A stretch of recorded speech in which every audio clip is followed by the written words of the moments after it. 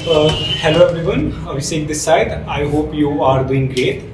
तो आज एक क्वेरी आया हमारे ऐप पे, जल्दी से इसे सॉल्व करते हैं। अब तो ये हमारे रेगुलर हैबिट में है। So the question is an atom of an element has 6 electrons. तो हम हरदम जब क्वेश्चन पढ़ते हैं तो हम पहले देखते हैं कि क्वेश्चन में क्या क्या दिया हुआ है। तो क्या दिया हुआ है? 6 इलेक्ट्रॉन्स है इस एटम के, उसके सबसे आउटर मोस्ट सेल में। ठीक है, उसके सबसे आउटर मोस्ट सेल में 6 इलेक्ट्रॉन है एम सेल में। पहले हमें क्या लिखना है? उसका इलेक्ट्रॉनिक कॉन्फ़िगरेशन। क्या लिखना है? Electronic configuration. फिर लिखना है उसका एटॉमिक स्ट्रक्चर और फिर लिखना है उसकी वैलेंसी ऑफ एलिमेंट। चलो ठीक है, हमें पता है किस कॉन्सेप्ट का क्वेश्चन है। इसलिए जिस कॉन्सेप्ट का क्वेश्चन है उसका नाम है एटम्स एंड मॉलिक्यूल। ठीक है, तो जल्दी से एक बार इसे सॉल्व कर लेते हैं। ठीक है, सॉल्व करके देख लेते हैं कैसे होगा ये। ओके, तो सबसे पहला जो हमें कॉन्सेप्ट करना है, इट इज इसका इलेक्ट्रॉनिक कॉन्फ़िगरेशन। इलेक्ट्रॉनिक कॉन्फ़िगरेशन कहने का मतलब कि इसके बाकी सेल्स में क्या क्या है। तो जल्दी से मुझे बता दो कैसे ये निकालते हैं। तो किसी का भी इलेक्ट्रॉनिक कॉन्फ़िगरेशन में आता है के, एल, एम, एन। ओके, के में आपको पहले से पता है कितना एटम होता है? 2।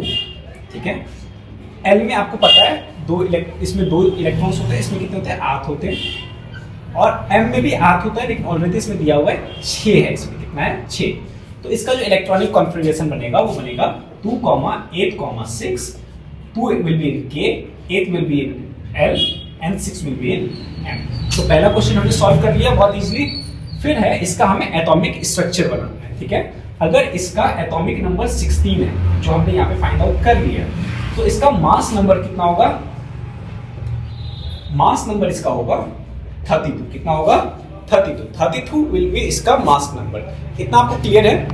आई होप ये आपको क्लियर हो गया होगा। ठीक है, तो अब एटॉमिक स्ट्रक्चर बनाना है। तो 2 + 8 + 6, 16 किसका नंबर होता है? 16 होता है सल्फर का। किसका होता है? सल्फर का। क्लियर? जब ये सल्फर का है तो सल्फर का हम एटॉमिक स्ट्रक्चर बना देंगे। तो जैसे मान लो ये हुआ, न्यूट्रॉन इसमें 16 कर देते हैं और प्रोटॉन भी 16 कर देते हैं। ठीक है, तो ये इसका इंटरनल सेल हुआ। अब पहले में कितना आएगा? 2 एटम्स, पहला और दूसरा। फिर दूसरे में कितने आएंगे? थोड़ा सा इसे इरेज कर लेते हैं एंड दूसरे कलर का एक मार्कर यूज कर लेते हैं। ठीक है, दूसरे में कितना आएगा? ठीक है, कितना आएगा दूसरे में? It will be 8। ठीक है, तो जैसे 1, 2, 3, 4, 5, 6, 7, 8 और फिर लास्ट वाले में कितना आएगा? 6।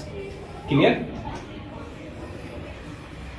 ठीक है, 1, 2, 3, 4, 5 एंड 6।